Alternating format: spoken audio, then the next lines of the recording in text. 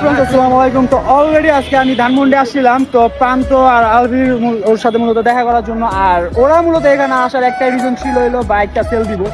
তো যাই হোক, আজকে একটা ইন্টারেস্টিং একটা গল্প শোনাই সবাইকে।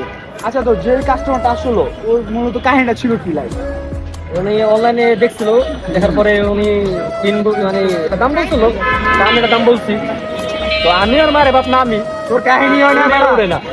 হয়তো কই দিয়ে পারতেছে না। 3,25,000 টাকা দাম দর হইছে।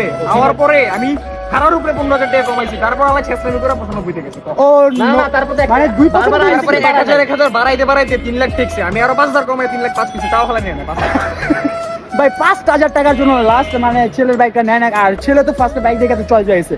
ওর কথা হলো ভাই বাপ আমার এই বাইক কি লাগবে, আর বাপের কথা হলো বাপ আইটু ঘুরা দেই, কারণ মিরপুরে বাসিন্দা ছিল। ওরা সচিব তাও হলা ছেস। ও ভাই এইখানে ভাই লাস্ট টাইম করে নিয়ে স্কুল যায়।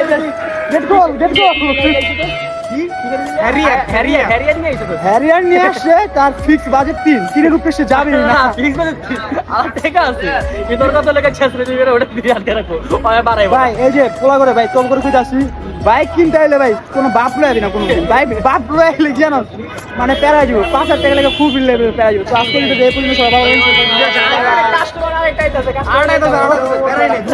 কাস্টমার আরেকটাই আছে জিনিস লাগা।